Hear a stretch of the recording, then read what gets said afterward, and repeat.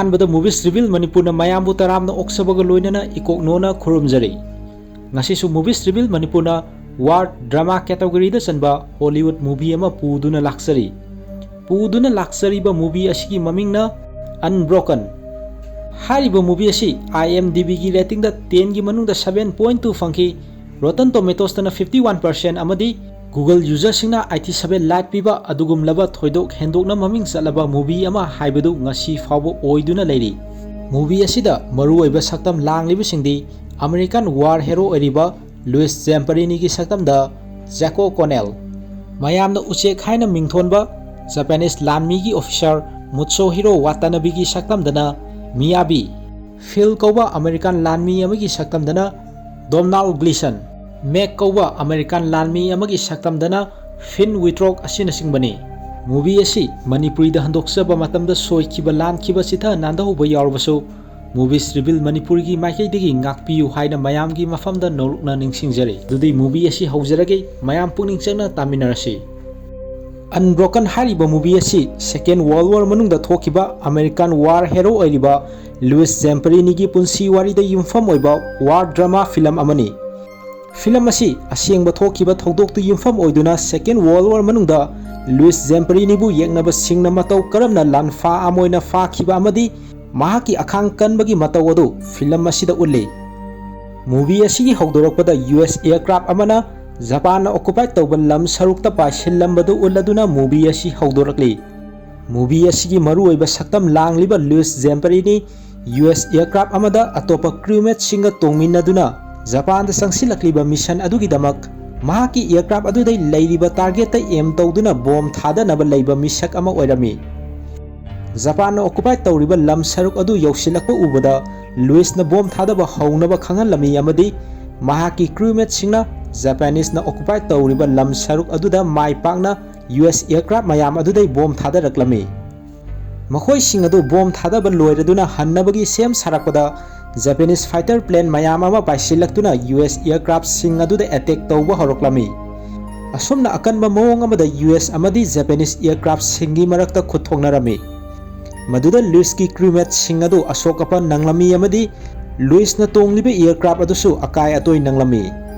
Louis की aircraft अदु अकाय अतोय नंगलबसु मखोयगी बेस केम अदु यौनबा पायरक्लमी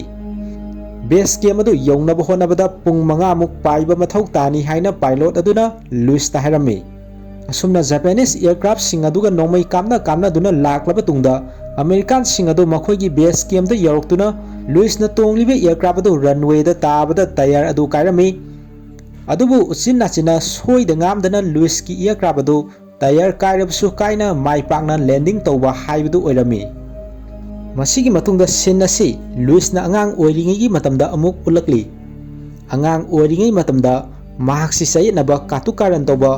अंगांग अमा ओइना हौरक्लमी अमदी पुलिस ना महापु फानबा तानरंबदु सिन असिदा उरी लुइस ना सही 12 खक सुरिंगेगी मतमदगी महाक्सि यु थकपा चुरुप थकपा तौदुना हुरान चिंथीदा थवाय यावबा अंगांग अमा ओइना हौरक्लमी लुइस की इमुंग मनुंग फैमिली असी अमेरिका दा लाक्तुना लैबा इटालियन रिफ्यूजी अमसु ओइरमी अमदी अमेरिकन अंगांगसिंग मयाम अमा संगदुना लुइस पु इटली दा हनखिबा याद्रा हायरदुना फुबीरंबदु सिन असिदा उरी मतांग अदुदा पुलिस अमा लाक्तुना लुइस पु फादुना ममा मपादा सिननबा पुरक्लमी युम यौरक्लबदा पुलिस अदुना लुइस की ममादा महाक्की मसानुपा लुइस सी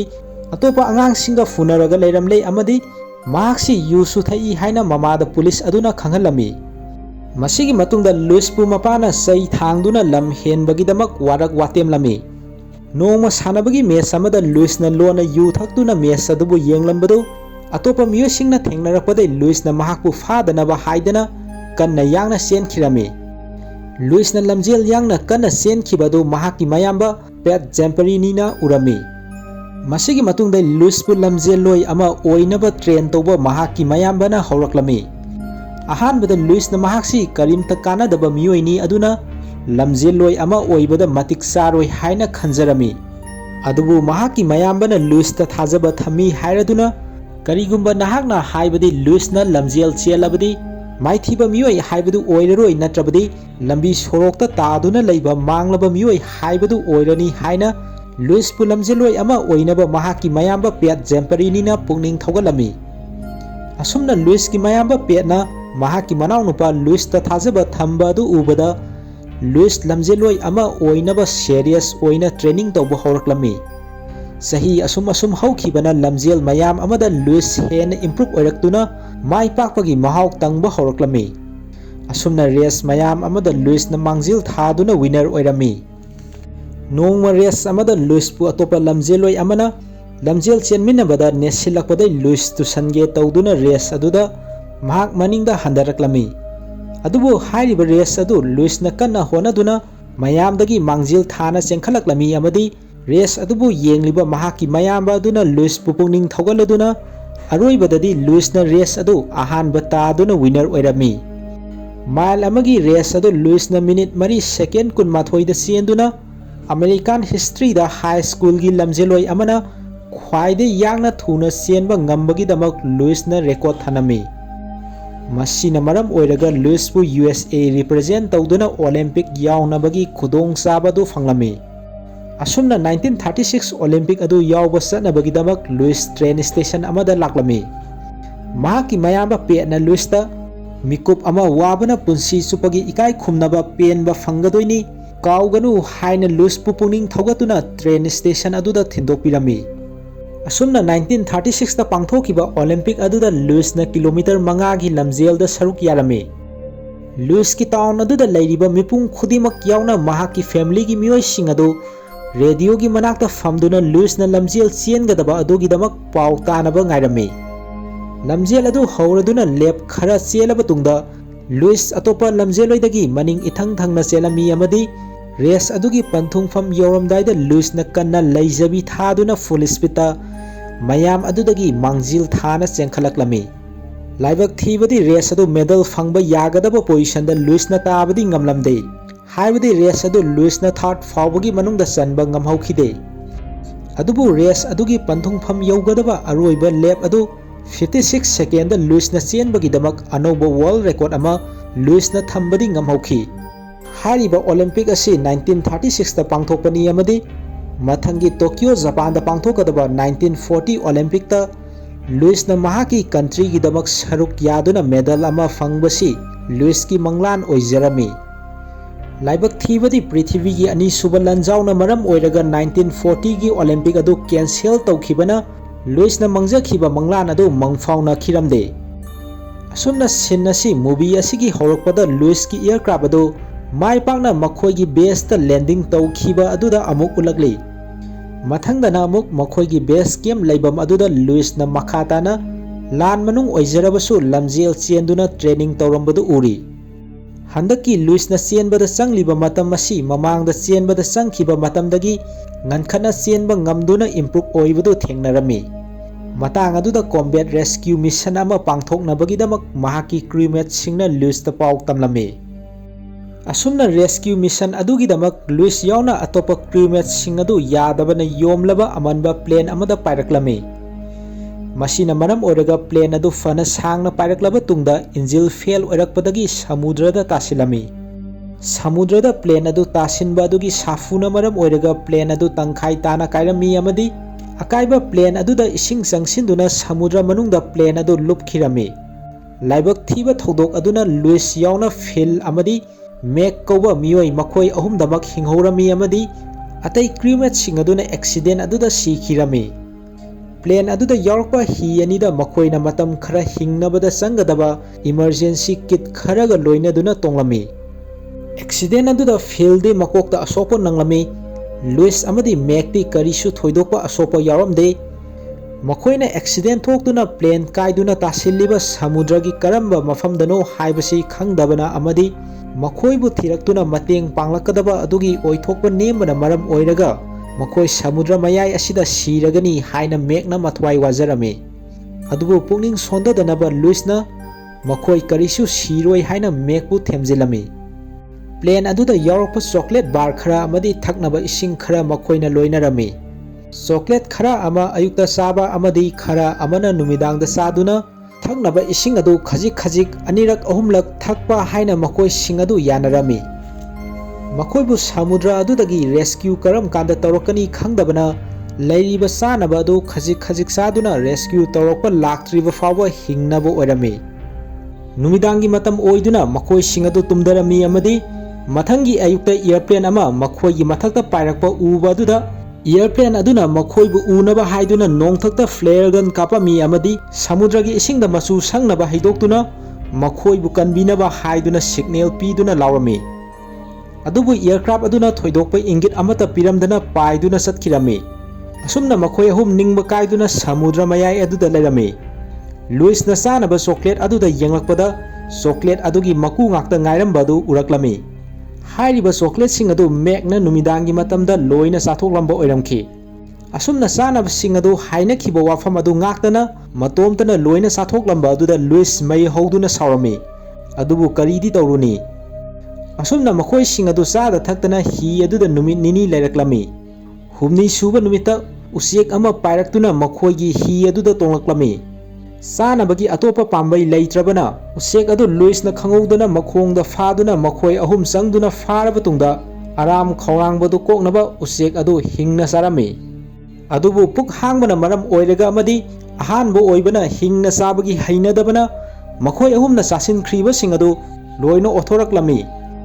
ꯃꯁꯤꯒꯤ ꯃꯇꯨꯡꯗ ꯎꯆꯦꯛ ꯑꯗꯨꯒꯤ ꯁꯥꯗꯣꯡ ꯑꯃ ꯂꯧꯗꯨꯅ ꯈꯣꯏ ꯆꯨꯞꯄꯝꯃꯤ ꯑꯃꯗꯤ ꯉꯥ ꯑꯃ ꯐꯥꯔꯕ ꯇꯨꯡꯗ ꯉꯥ ꯑꯗꯨ ꯍꯔꯥꯎ ꯍꯔꯥꯎ ꯄꯨꯟꯅ ꯆꯥꯃꯤꯟꯅꯔꯝꯃꯤ꯫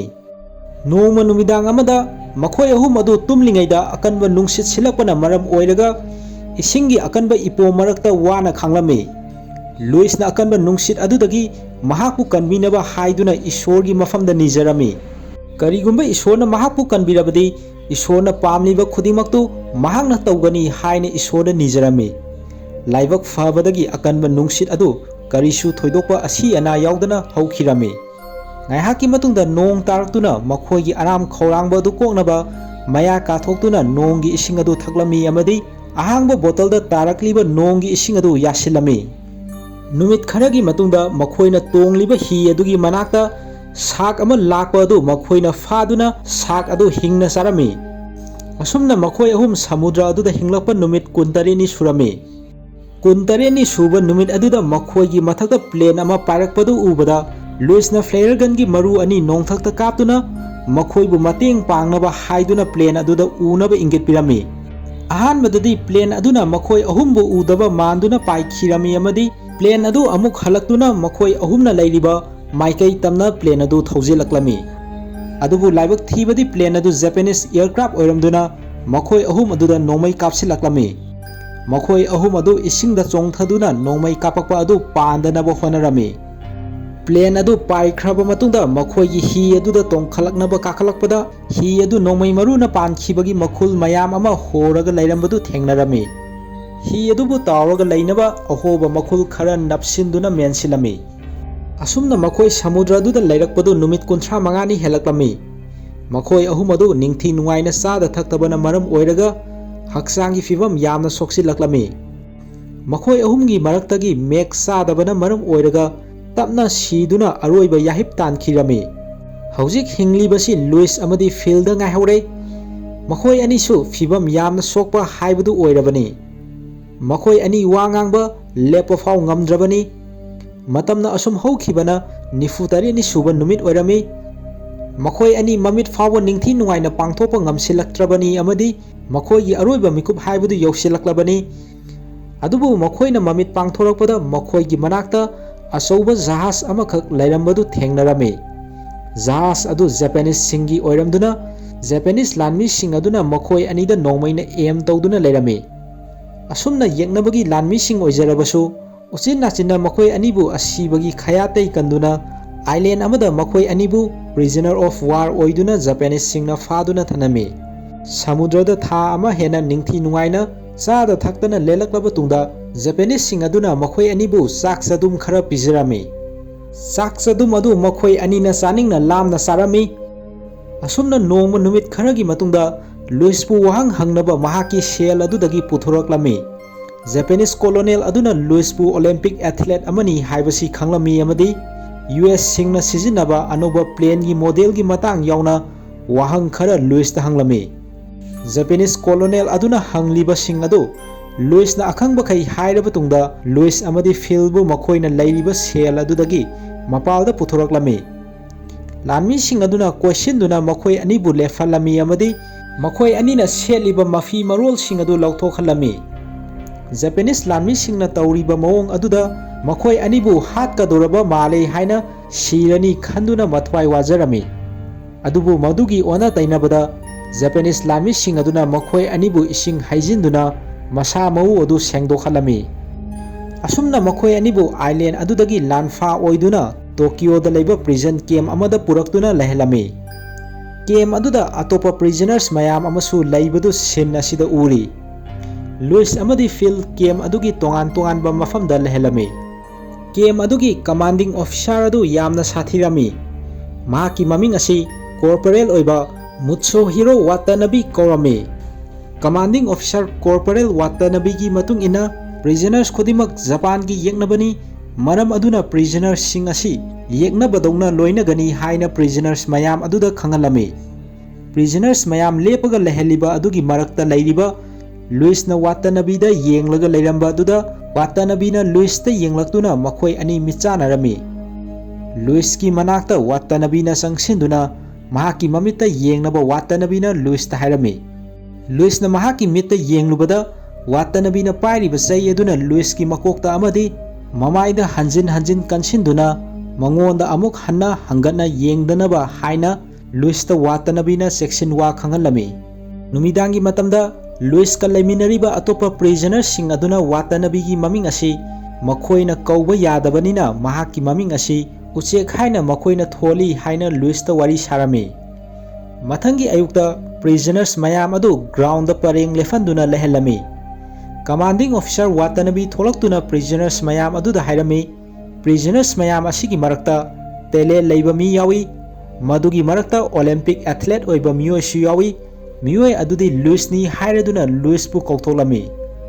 ꯃꯗꯨꯗꯒꯤ ꯖꯄꯥꯅꯤꯁ ꯂꯥꯟꯃꯤ ꯑꯃꯒ ꯂꯨꯏꯁꯀ ꯂꯝꯖꯦꯟ ꯇꯥꯟꯅꯍꯟꯅꯕ ꯋꯥꯇꯥꯅꯥꯕꯤꯅ ꯂꯝꯊꯥꯔꯝꯃꯤ꯫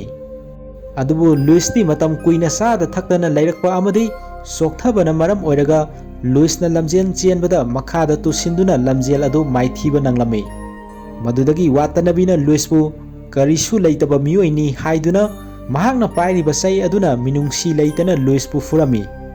ꯅꯨꯃꯤꯗꯥꯡꯒꯤ ꯃꯇꯝ ꯑꯣꯏꯗꯨꯅ ꯄ꯭ꯔꯤꯖꯅꯔꯁ ꯃꯌꯥꯝ ꯑꯗꯨꯒꯤ ꯂꯩꯐꯝꯗ ꯖꯄꯥꯅꯤꯁ ꯂꯥꯟꯃꯤꯁꯤꯡꯗꯒꯤ ꯍꯨꯔꯥꯜꯂꯛꯄ ꯈꯕꯔ ꯑꯗꯨꯗ ꯄ꯭ꯔꯤꯖꯅꯔꯁꯤꯡ ꯑꯗꯨꯅ ꯌꯦꯡꯗꯨꯅ ꯆꯠꯊꯔꯤꯕ ꯂꯥꯟ ꯑꯁꯤ ꯀꯔꯤ ꯐꯤꯚꯝꯗ ꯂꯩꯔꯤꯕꯒꯦ ꯍꯥꯏꯕꯁꯤ ꯄ꯭ꯔꯤꯖꯅꯔꯁ ꯃꯁꯦꯜꯒꯤ ꯃꯔꯛꯇ ꯈꯪꯗꯣꯛꯅꯕ ꯍꯣꯠꯅꯔꯝꯃꯤ꯫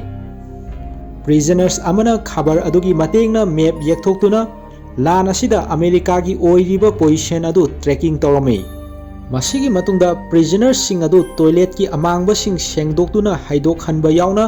ꯇꯣꯉꯥꯟ ꯇꯣꯉꯥꯟꯕ ꯑꯀꯟꯕ ꯊꯕꯛꯁꯤꯡ ꯇꯧꯍꯟꯕꯗꯨ ꯁꯤꯟ ꯑꯁꯤꯗ ꯎꯔꯤ꯫ ꯅꯣꯡꯃ ꯖꯄꯥꯅꯤꯁ ꯂꯥꯟꯃꯤꯁꯤꯡ ꯑꯗꯨꯅ ꯄ꯭ꯔꯤꯖꯅꯔꯁꯤꯡꯅ ꯂꯩꯔꯤꯕ ꯕꯦꯔꯦꯛ ꯑꯗꯨꯗ ꯊꯤꯖꯤꯟꯕ ꯆꯪꯂꯛꯂꯝꯃꯤ꯫ ꯃꯗꯨꯗ ꯄ꯭ꯔꯤꯖꯅꯔꯁ ꯑꯃꯅ ꯈꯕꯔꯒꯤ ꯆꯦ ꯃꯆꯦꯠꯁꯤꯡ ꯑꯗꯨꯒꯤ ꯃꯇꯦꯡꯅ ꯃꯦꯞ ꯌꯦꯛꯈꯤꯕ ꯆꯦ ꯃꯆꯦꯠꯁꯤꯡ ꯑꯗꯨ ꯋꯥꯇꯥꯅꯥꯕꯤꯅ ꯊꯦꯡꯅꯗꯨꯅ ꯍꯥꯏꯔꯤꯕ ꯄ꯭ꯔꯤꯖꯅꯔꯁ ꯑꯗꯨ ꯋꯥꯇꯥꯅꯥꯕꯤꯅ ꯇꯝꯊꯤꯅ ꯐꯨꯔꯝꯃꯤ꯫ ꯂꯨꯏꯁ ꯌꯥꯎꯅ ꯑꯇꯣꯞꯄ ꯄ꯭ꯔꯤꯖꯅꯔꯁꯤꯡ ꯑꯗꯨ ꯃꯇꯦꯡ ꯄꯥꯡꯕ ꯉꯝꯗꯅ ꯎꯄꯥꯏ ꯂꯩꯇꯅ ꯌꯦꯡꯂꯝꯃꯤ꯫ ꯃꯁꯤꯒꯤ ꯃꯇꯨꯡꯗ ꯂꯨꯏꯁꯅ ꯃꯍꯥꯛꯀꯤ ꯂꯩꯃꯤꯟꯅꯕ ꯑꯃꯗ ꯋꯥꯇꯥꯅꯥꯕꯤꯕꯨ ꯃꯍꯥꯛꯅ ꯍꯥꯠꯀꯅꯤ ꯍꯥꯏꯅ ꯍꯥꯏꯔꯝꯃꯤ꯫ ꯃꯤꯑꯣꯏ ꯑꯗꯨꯅ ꯂꯨꯏꯁꯇ ꯀꯔꯤꯒꯨꯝꯕ ꯅꯍꯥꯛꯅ ꯋꯥꯇꯥꯅꯥꯕꯤꯕꯨ ꯍꯥꯠꯂꯕꯗꯤ ꯖꯄꯥꯅꯤꯁꯁꯤꯡꯅ ꯅꯍꯥꯛꯄꯨꯁꯨ ꯅꯣꯡꯃꯩꯅ ꯀꯥꯞꯇꯨꯅ ꯍꯥꯠꯈꯤꯅꯤ, ꯋꯥꯇꯥꯅꯥꯕꯤ ꯌꯥꯎꯅ ꯖꯄꯥꯅꯤꯁꯁꯤꯡꯕꯨ ꯃꯥꯏꯊꯤꯕ ꯄꯤꯒꯦ ꯍꯥꯏꯔꯕꯗꯤ ꯂꯥꯟꯁꯤꯅ ꯂꯣꯏꯕ ꯃꯤꯀꯨꯞ ꯐꯥꯎꯕ ꯃꯈꯣꯏ ꯍꯤꯡꯗꯨꯅ ꯂꯩꯕ ꯑꯗꯨꯅ ꯑꯣꯏꯒꯅꯤ, ꯃꯗꯨꯅ ꯑꯩꯈꯣꯏꯅ ꯃꯈꯣꯏꯒꯤ ꯃꯊꯛꯇ ꯂꯃꯟ ꯈꯨꯝꯕ ꯁꯛꯀꯅꯤ ꯍꯥꯏꯅ ꯃꯤꯑꯣꯏ ꯑꯗꯨꯅ ꯂꯨꯏꯁꯇ ꯐꯣꯡꯗꯣꯛꯂꯝꯃꯤ꯫ ꯑꯁꯨꯝꯅ ꯁꯦꯀꯦꯟ ꯋꯥꯔꯜꯗ ꯋꯥꯔ ꯑꯁꯤꯅ ꯑꯁꯨꯝ ꯆꯪꯁꯤꯜꯂꯛꯄꯅ ꯅꯣꯡꯃ ꯑꯃꯦꯔꯤꯀꯥꯟꯁꯤꯡꯅ ꯅꯣꯡꯊꯛꯇꯒꯤ ꯖꯄꯥꯟꯗ ꯑꯦꯇꯦꯛ ꯇꯧꯔꯛꯄ ꯑꯗꯨ ꯂꯨꯏꯁꯅ ꯂꯥꯞꯅ ꯎꯔꯝꯃꯤ ꯑꯃꯗꯤ ꯃꯍꯥꯛꯀꯤ ꯃꯃꯥꯂꯩꯕꯥꯛ ꯑꯃꯦꯔꯤꯀꯥꯅ ꯖꯄꯥꯟꯗ ꯑꯦꯇꯦꯛ ꯇꯧꯔꯤꯕ ꯑꯗꯨꯗ ꯌꯦꯡꯗꯨꯅ ꯂꯩꯔꯝꯃꯤ꯫ ꯂꯨꯏꯁꯅ ꯂꯦꯞꯇꯨꯅ ꯌꯦꯡꯕ ꯑꯗꯨ ꯂꯥꯞꯅ ꯃꯐꯝ ꯑꯃꯗꯒꯤ ꯋꯥꯇꯥꯅꯥꯕꯤꯅ ꯎꯔꯝꯃꯤ꯫ ꯅꯨꯃꯤꯗꯥꯡꯒꯤ ꯃꯇꯝꯗ ꯋꯥꯇꯥꯅꯥꯕꯤ ꯂꯥꯛꯇꯨꯅ ꯂꯨꯏꯁꯄꯨ ꯇꯨꯝꯂꯝꯕꯗꯒꯤ ꯍꯧꯗꯣꯛꯂꯝꯃꯤ ꯑꯃꯗꯤ ꯃꯔꯝ ꯑꯃꯠꯇ ꯍꯥꯏꯗꯅ ꯂꯨꯏꯁꯄꯨ ꯐꯨꯔꯝꯃꯤ꯫ ꯄ꯭ꯔꯤꯖꯅꯔꯁ ꯂꯩꯔꯤꯕ ꯃꯌꯥꯝ ꯑꯗꯨꯗꯒꯤ ꯂꯨꯏꯁꯄꯨ ꯋꯥꯇꯥꯅꯥꯕꯤꯅ ꯈ꯭ꯋꯥꯏꯗꯒꯤ ꯅꯨꯡꯁꯤꯗꯕ ꯃꯤꯁꯛ ꯍꯥꯏꯕꯗꯨ ꯑꯣꯏꯔꯝꯃꯤ꯫ ꯋꯥꯇꯥꯅꯥꯕꯤꯅ ꯂꯨꯏꯁꯄꯨ ꯐꯨꯔꯤꯕ ꯃꯑꯣꯡ ꯑꯗꯨ ꯂꯨꯏꯁ ꯑꯃꯗꯤ ꯋꯥꯇꯥꯅꯥꯕꯤꯒꯤ ꯃꯔꯛꯇ ꯂꯅꯥꯏ ꯑꯣꯏꯅ ꯅꯨꯡꯉꯥꯏꯅꯈꯤꯗꯕ ꯂꯩꯕ ꯃꯑꯣꯡꯗ ꯃꯥꯜꯂꯝꯃꯤ꯫ ꯅꯨꯃꯤꯠ ꯈꯔꯅꯤꯒꯤ ꯃꯇꯨꯡꯗ ꯇꯣꯀꯤꯌꯣꯗ ꯂꯩꯕ ꯔꯦꯗꯤꯑꯣ ꯁ꯭ꯇꯦꯁꯟꯗꯒꯤ ꯃꯤꯑꯣꯏ ꯈꯔ ꯂꯥꯛꯇꯨꯅ ꯂꯨꯏꯁꯄꯨ ꯎꯅꯔꯝꯃꯤ꯫ ꯔꯦꯗꯤꯑꯣꯒꯤ ꯃꯤꯑꯣꯏꯁꯤꯡ ꯑꯗꯨꯅ ꯂꯨꯏꯁꯇ ꯅꯍꯥꯛ ꯁꯤꯈ꯭ꯔꯦ ꯍꯥꯏꯅ ꯑꯃꯦꯔꯤꯀꯥꯗꯗꯤ ꯂꯥꯎꯊꯣꯛꯈ꯭ꯔꯦ ꯍꯥꯏꯅ ꯂꯨꯏꯁꯇ ꯈꯪꯍꯜꯂꯝꯃꯤ꯫ ꯂꯨꯏꯁꯄꯨ ꯔꯦꯗꯤꯑꯣ ꯇꯣꯀꯤꯌꯣꯗ ꯆꯠꯇꯨꯅ ꯑꯩꯍꯥꯛ ꯁꯤꯗ꯭ꯔꯤ ꯇꯦꯛꯇ ꯀꯥꯏꯗꯅ ꯍꯤꯡꯂꯤ ꯍꯥꯏꯅꯕꯒꯤ ꯑꯌꯥꯕ ꯑꯗꯨ ꯀꯥ ꯑꯗꯨꯗ ꯂꯩꯔꯤꯕ ꯋꯥꯇꯥꯅꯕꯤꯅ ꯂꯨꯏꯁꯇ ꯀꯔꯦꯝ ꯀꯊꯥꯏ ꯇꯧꯗꯨꯅ ꯄꯤꯔꯝꯃꯤ꯫ ꯑꯁꯨꯝꯅ ꯂꯨꯏꯁꯄꯨ ꯈꯨꯗꯛ ꯑꯗꯨꯗ ꯔꯦꯗꯤꯑꯣ ꯁ꯭ꯇꯦꯁꯟꯗ ꯄꯨꯔꯛꯂꯝꯃꯤ ꯑꯃꯗꯤ ꯂꯨꯏꯁꯅ ꯄ꯭ꯔꯤꯊꯤꯕꯤ ꯁꯤꯟꯕ ꯊꯨꯡꯅ ꯁꯟꯗꯣꯛꯂꯤꯕ ꯔꯦꯗꯤꯑꯣ ꯇꯣꯀꯤꯌꯣꯒꯤ ꯈꯨꯠꯊꯥꯡꯗ ꯃꯍꯥꯛ ꯁꯤꯗ꯭ꯔꯤ, ꯍꯛꯆꯥꯡ ꯐꯅ ꯇꯦꯛꯇ ꯀꯥꯏꯗꯅ ꯇꯣꯀꯤꯌꯣꯒꯤ ꯋꯥꯔ ꯀꯦꯝꯞꯇ ꯄ꯭ꯔꯤꯖꯅꯔ ꯑꯣꯏꯅ ꯂꯩꯔꯤ ꯍꯥꯏꯅ ꯔꯦꯗꯤꯑꯣꯒꯤ ꯈꯨꯠꯊꯥꯡꯗ ꯂꯨꯏꯁꯅ ꯍꯥꯏꯔꯝꯃꯤ꯫ ꯂꯨꯏꯁꯅ ꯔꯦꯗꯤꯑꯣꯒꯤ ꯈꯨꯠꯊꯥꯡꯗ ꯉꯥꯡꯂꯤꯕꯁꯤꯡ ꯑꯗꯨ ꯑꯃꯦꯔꯤꯀꯥꯗ ꯂꯩꯕ ꯂꯨꯏꯁꯀꯤ ꯐꯦꯃꯤꯂꯤꯅ ꯃꯊ꯭ꯋꯥꯏ ꯅꯨꯡꯉꯥꯏꯇꯅ ꯔꯦꯗꯤꯑꯣꯗ ꯇꯥꯔꯝꯃꯤ ꯑꯃꯗꯤ ꯂꯨꯏꯁꯀꯤ ꯃꯌꯥꯝꯕ ꯄꯦꯠ, ꯍꯧꯖꯤꯛꯅ US ꯃꯦꯔꯤꯟ ꯑꯣꯏꯔꯤꯕ ꯃꯤꯑꯣꯏ ꯑꯗꯨꯅ ꯃꯍꯥꯛꯀꯤ ꯃꯅꯥꯎꯅꯨꯄꯥ ꯂꯨꯏꯁ ꯍꯤꯡꯂꯤ ꯍꯥꯏꯕꯒꯤ ꯄꯥꯎ ꯑꯁꯤ ꯆꯤꯊꯤ ꯑꯣꯏꯅ ꯐꯪꯂꯝꯃꯤ꯫ ꯂꯨꯏꯁꯅ ꯔꯦꯗꯤꯑꯣ ꯇꯣꯀꯤꯌꯣꯗ ꯃꯍꯥꯛ ꯍꯤꯡꯂꯤ ꯍꯥꯏꯕꯒꯤ ꯄ꯭ꯔꯣꯒ꯭ꯔꯥꯝ ꯑꯗꯨ ꯍꯥꯏꯕ ꯂꯣꯏꯔꯕ ꯇꯨꯡꯗ ꯂꯨꯏꯁ ꯆꯥꯅꯕ ꯈꯔ ꯆꯥꯔꯒ ꯂꯩꯔꯝꯕꯗꯨ ꯁꯤꯟ ꯑꯁꯤꯗ ꯎꯔꯤ꯫ ꯃꯍꯥꯛꯄꯨ ꯔꯦꯗꯤꯑꯣ ꯁ꯭ꯇꯦꯁꯟ ꯑꯗꯨꯗ ꯄꯨꯔꯛꯈꯤꯕ ꯃꯤꯑꯣꯏ ꯑꯅꯤꯈꯛ ꯂꯨꯏꯁꯀꯤ ꯃꯅꯥꯛꯇ ꯂꯥꯛꯇꯨꯅ ꯂꯨꯏꯁꯇ ꯑꯃꯨꯛ ꯍꯟꯅ ꯔꯦꯗꯤꯑꯣꯒꯤ ꯈꯨꯠꯊꯥꯡꯗ ꯋꯥꯐꯝ ꯈꯔ ꯍꯥꯏꯅꯕ ꯍꯥꯏꯔꯝꯃꯤ꯫ ꯑꯗꯨꯕꯨ ꯂꯨꯏꯁꯅ ꯔꯦꯗꯤꯑꯣ ꯑꯗꯨꯗ ꯍꯥꯏꯒꯗꯕꯁꯤꯡ ꯑꯗꯨ ꯃꯉꯣꯟꯗ ꯄꯤꯔꯤꯕ ꯁꯀ꯭ꯔꯤꯞ ꯑꯗꯨꯗ ꯌꯦꯡꯗꯨꯅ ꯍꯥꯏꯒꯗꯕ ꯑꯣꯏꯔꯝꯃꯤ꯫ ꯑꯗꯨꯝ ꯑꯣꯏꯅꯃꯛ ꯂꯨꯏꯁꯅ ꯁꯀ꯭ꯔꯤꯞꯇ ꯌꯥꯎꯔꯤꯕ ꯋꯥꯐꯝꯁꯤꯡ ꯑꯁꯤ ꯌꯦꯡꯕ ꯂꯣꯏꯔꯕ ꯇꯨꯡꯗ ꯃꯍꯥꯛꯅ ꯁꯀ꯭ꯔꯤꯞꯀꯤ ꯋꯥꯐꯝꯁꯤꯡ ꯑꯁꯤ ꯍꯥꯏꯕ ꯉꯝꯂꯣꯏ ꯍꯥꯏꯅ ꯃꯤꯑꯣꯏꯁꯤꯡ ꯑꯗꯨꯗ ꯈꯪꯍꯜꯂꯝꯃꯤ ꯃꯔꯝꯗꯤ ꯁꯀ꯭ꯔꯤꯞ ꯑꯗꯨꯗ ꯂꯨꯏꯁꯀꯤ ꯃꯔꯩꯕꯥꯛ ꯑꯃꯦꯔꯤꯀꯥꯒꯤ ꯃꯇꯥꯡꯗ ꯏꯔꯤꯕꯁꯤꯡ ꯑꯁꯤ ꯑꯁꯦꯡꯕ ꯋꯥꯐꯝ ꯑꯃꯠꯇ ꯅꯠꯇꯦ, ꯑꯔꯥꯟꯕ ꯋꯥꯐꯝ ꯉꯥꯛꯇꯅꯤ ꯍꯥꯏꯕꯒꯤ ꯑꯣꯏꯔꯝꯃꯤ꯫ ꯑꯗꯨꯕꯨ ꯖꯄꯦꯅꯤꯁꯀꯤ ꯃꯤꯑꯣꯏ ꯑꯗꯨꯅ ꯂꯨꯏꯁꯇ ꯁꯀ꯭ꯔꯤꯞꯇ ꯌꯥꯎꯔꯤꯕ ꯋꯥꯐꯝꯁꯤꯡ ꯑꯗꯨ ꯍꯥꯏꯅꯕ ꯊꯦꯝꯂꯗꯨꯅ ꯀꯔꯤꯒꯨꯝꯕ ꯂꯨꯏꯁꯅ ꯃꯗꯨ ꯔꯦꯗꯤꯑꯣꯗ ꯍꯥꯏꯔꯕꯗꯤ ꯃꯍꯥꯛꯄꯨ ꯄ꯭ꯔꯤꯖꯟ ꯀꯦꯝꯞ ꯑꯗꯨꯗꯒꯤ ꯂꯧꯊꯣꯛꯀꯅꯤ ꯑꯃꯗꯤ ꯇꯣꯀꯤꯌꯣꯗ ꯅꯨꯡꯉꯥꯏꯅ ꯂꯩꯍꯟꯒꯅꯤ ꯍꯥꯏꯅ ꯑꯣꯐꯔ ꯄꯤꯔꯗꯨꯅ ꯂꯨꯏꯁꯄꯨ ꯃꯤꯑꯣꯏ ꯑꯅꯤꯗꯨꯅ ꯊꯦꯝꯂꯝꯃꯤ꯫ ꯑꯗꯨꯝ ꯑꯣꯏꯅꯃꯛ ꯂꯨꯏꯁꯅ ꯑꯣꯐꯔ ꯑꯗꯨ ꯌꯥꯗꯕꯗꯒꯤ ꯃꯍꯥꯛ ꯄ꯭ꯔꯤꯖꯟ ꯀꯦꯝꯞ ꯑꯗꯨꯗ ꯑꯃꯨꯛ ꯍꯟꯅ ꯍꯜꯂꯛꯂꯝꯃꯤ꯫ ꯀꯦꯝꯞ ꯑꯗꯨꯗꯅ ꯑꯃꯨꯛ ꯋꯥꯇꯅꯕꯤꯅ ꯂꯨꯏꯁꯄꯨ ꯑꯃꯨꯛ ꯍꯜꯂꯛꯄ ꯑꯗꯨꯗ ꯅꯣꯛꯐꯦꯠ ꯇꯧꯔꯗꯨꯅ ꯍꯥꯏꯔꯝꯃꯤ, ꯅꯍꯥꯛꯁꯨ ꯑꯩꯒꯨꯝꯅ ꯀꯟꯕ ꯃꯥꯟꯅꯩ, ꯀꯔꯤꯒꯨꯝꯕ ꯅꯍꯥꯛꯄꯨ ꯌꯦꯛꯅꯕ ꯑꯣꯏꯔꯝꯗ꯭ꯔꯕꯗꯤ ꯑꯩꯒꯤ ꯃꯔꯨꯞ ꯑꯣꯏꯔꯝꯒꯗꯕꯅꯤ, ꯑꯗꯨꯕꯨ ꯅꯉꯣꯟꯗ ꯍꯥꯏꯈꯤꯕꯁꯤꯡ ꯑꯗꯨꯗꯤ ꯅꯍꯥꯛꯅ ꯇꯧꯗꯦ ꯍꯥꯏꯅ ꯋꯥꯇꯅꯕꯤꯅ ꯂꯨꯏꯁꯇ ꯍꯥꯏꯔꯝꯃꯤ꯫ ꯃꯗꯨꯗꯒꯤ ꯋꯥꯇꯅꯕꯤꯅ ꯂꯩꯔꯤꯕ ꯄ꯭ꯔꯤꯖꯅꯔꯁ ꯃꯌꯥꯝ ꯑꯗꯨꯗ ꯑꯃꯨꯛ ꯑꯣꯟꯁꯤꯟꯗꯨꯅ ꯍꯥꯏꯔꯝꯃꯤ, ꯏꯀꯥꯏ ꯈꯨꯝꯅꯕ ꯔꯦꯁꯄꯦꯛ ꯎꯠꯄꯁꯤ ꯃꯊꯧ ꯇꯥꯏ ꯑꯗꯨꯅ ꯂꯨꯏꯁꯄꯨ ꯃꯇꯧ ꯀꯔꯝꯅ ꯏꯀꯥꯏ ꯈꯨꯝꯅꯕ ꯎꯠꯀꯗꯒꯦ ꯍꯥꯏꯕꯁꯤ ꯇꯝꯕꯤꯕ ꯃꯊꯧ ताई हाइना वातनबीना हाइरदुना लैरिबा प्रिजनर्स मयाम अदुना अमममता ओइना लुइसकी ममाइदा किन्ना थिंदुना महाकपु परा अदु तंबीनबा प्रिजनर्स सिंग अदुदा वातनबीना ऑर्डर पिरमे अदुम ओइनमक हाइरिबा वातनबीगी ऑर्डर अदु अहानबो ओइना लुइसता किन्ना थिनगदबा प्रिजनर अदुना पांगथोउ हाइबा यारमदै अदुबु वातनबीना पिरिबा ऑर्डर अदु पांगथोनबा प्रिजनर अमा फुबदु उबदगी लुइसना ओइना महाकपु किन्ना थिनबा हाइरमे असुमना उपाय लेररोय खनबदगी लैरिबा प्रिजनर्स मयाम अदुना नुमित चुपा अमा संगना लैरिबा प्रिजनर्स मयाम अदुना लुइसपु अमममतो ओइना किन्ना थिनमे लुइसकी फिवम अदु अदुकी मतिक सोकपा हाइबदु ओइरमे नुमित खरानीगी मतुंगदा प्रिजनर्स सिंग अदु जापानीज लानमी सिंगबु नुंगाई हन्नबा प्ले उदहल्लमे प्ले अदुबु येंगलिबा लुइसकी मनाक्ता वातनबी संगलक्तुना फमलक्लमी अमदी वातनबीना लुइसता पाउ नुंगाइबा अमा लैरे महाक प्रमोशन फंगले मफम असी थादोक्तुना अतोपा मफम अमगिदमक चटलनी हाइरमे असुमना प्रिजनर्स सिंग अदुना उटलिबा प्ले अदु लोइरबा तुंगदा वातनबी केम अदु थादोक्तुना अतोपा मफम अमगिदमक चटखिरमे नोंगमा नुमिदांग अमदा खंगौदना अमेरिकन सिंगना नोंथक्तगी केम अदुदा बॉम थादरक्लमे मदुना मरम ओइरगा केम अदु मांग ताकपा हाइबदु ओइरमे मथंगी नुमिता मांग ताकलबा केम अदुदा लैरिबा प्रिजनर्स सिंग अदु अतोपा केम अमदा अमुक होंगदोरक्लमे अनौबा केम अदुदा प्रिजनर्स सिंग अदु यौरक्तुना मफम अदुदा हाना लैरमलिबा प्रिजनर्स सिंगी फिवम अदु अवाबा थबक सुहनदुना साथिना फिवम सोकपा हाइबदु ओइरमे अनौबा लाकपा प्रिजनर्स सिंग अदु परेंग लेफहल्लमी अमदी लुइसना परेंग लेपा अदुगी मरक्ता याउदुना जापानीज लानमी अमा थोलक्पदु उबदा लुइस वानथदुना लेक्थगे तौरमे थोलक्लिबा जापानीज लानमी अदु वातनबी ओइरमदुना ममांगदा लैरंबा केम अदुदा अहानबमक्तदा वातनबीना प्रिजनर्स सिंग अदुदा हाइखिबा वाफम हाइबदे प्रिजनर्स खुदिमक जापानगी येंगनबा गाक्तनी अदुना प्रिजनर्स सिंग असि येंगनबदा लोइनबा अदुगुमना लोइनगनी हाइना वातनबीना नौना लाक्लिबा प्रिजनर्स सिंग अदुदा हाइरमे लुइस लेपगा लैरंबदु वातनबीना थेंगनदुना लुइसपु महाकी ममिता येंगनबा हाइरमे लुइसना वातनबीदा येंगदबगिदमक वातनबीना पाइरिबा चै अदुना लुइसकी मकोक्ता कन्सिल्लमे Mathangi numitagi hauduna anauba prisoner sing adusu thabak suba hohalami. Makhoina suriba thabak asi mafam aduda lairiba kol haibadi mai thaduna thau oina sizinaba yaba amuba machugi nung sing adu jahasta hapkat hanbagi thabak tohalami. Prisoner sing aduna tawriba thabak adu yamna waba haibadu oirami. Numit kharagi tungda kol sing adu mafam amadagi atopa mafam amada hondokpada Luispu Japanese lanmi amana mathaktagi indaraktuna makhada tasinbada mahaki makhong adu tektuna seklaga chatpadu sin asida uri. Mathangi numita thabak tawbada waba henman khibana maram oiraga Luisna thabak tawriba adu leptuna ngahak lepingaida Japanese lanmi amana uduna Luispu faduna mafam amada ukaksing pairaga leiriba adugi manakta puraklami. Thabak tawdana lepaga leirambagi damak Luispu sairak pibu oina Watanabina Luispu ukak ama mahaki koki mathakta thangatuna leinaba khanghalami. Hairibadu Luisna tawrami. Madudagi Watanabina mahaki guard amada karigumba Luisna ukak adubu thangdaraklabadi nongmaina kapnaba khanghalami. Asumna guard aduna Luispu nongmaina kapnaba sem saraga leirami. Luisna saraba nungsagi maisa khangduna amadi pangal thongna loikhrabasu ukak adu leptana thangatlaga leiba aduda Thabak suriba prisoner sing adu makhoina tawriba thabak adu leptuna Luis da midyang thamduna yengnaraklami amadi Luis pu thangatpa lepkanu akhangkalu haina prisoner sing aduna masinda tumina sonarami. Watanabina Luis pu ukak adu thadaraklani haina khalami adubu Luis na ukak adu thangalaga sum leiba aduda Watanabi khoidok thitpa haibadu oirami. Madudagi Luis na ukak adu thadabadi lairadana Watanabida munna yengduna ukak adu Hena wangna makhut aniduna thangatuna Watanabida yaningdabagi matau utuna Luis na kanna lauraklami. Luis ki oithok laroidaba akhang kanbagi matau aduda yengliba prisoner sing adu thongna lairaklami. Luis na u thangatuna thadarakpada laina hatpa yarani khalluba Watanabi Luis na sum lepaga mangonda yenglaga lairakpa aduda Watanabi sauraktuna mangonda yenglaktanaba Luis ta hairami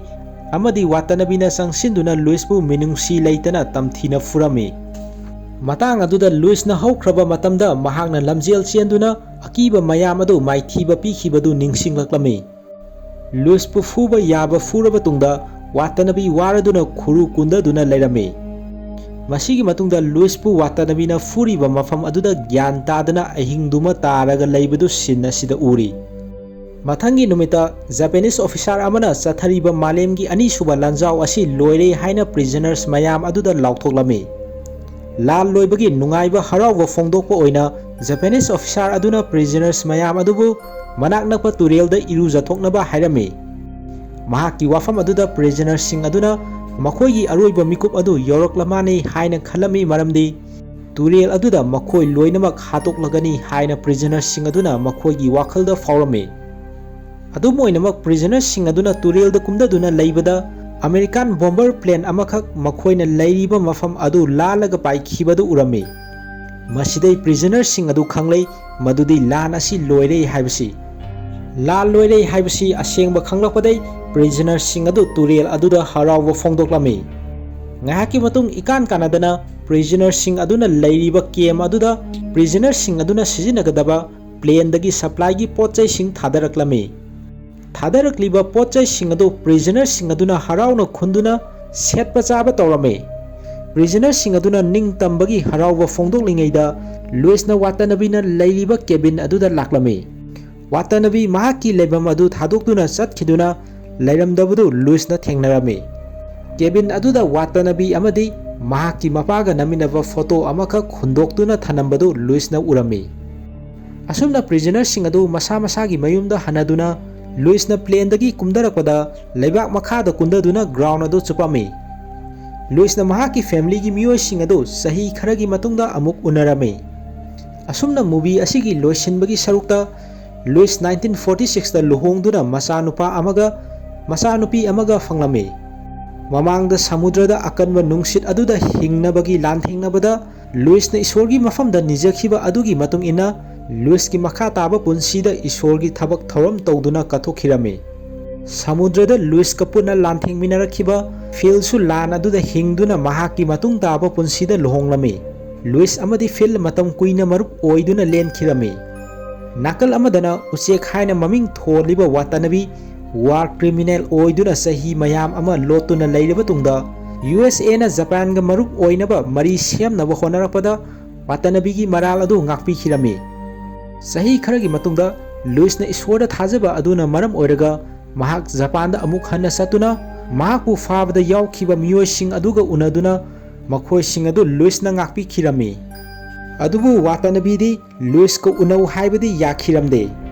Luis na 1940 da Tokyo Japan da pangthokadaba Olympic adu lana maram oiraga cancel tawkhibana Olympic da lamchel chenbagi manglan adu mangfauna khitrabasu Onathangda mahakna sahi IT subada Japan da pangthokhiba Olympic da Olympic torch paiduna lamjel chenduna mahaki Olympic ki manglan adu akonbada mangfauna khirami asumna Luis na Olympic torch paiduna lamjel chenbagi asengba video footage adu aroibada ullaga movie asi matang asida loisile wari asi matang swaida lojare tabiriba khwai miyamna like subscribe comment amadi share tawiduna channel asibu puning thogatpiyu amasung matung tarakpada hena nungai raba video kiyama thagatpa ngambo ijage haina movies reveal manipur gi makai dagi aroibada nolukna ningsingjari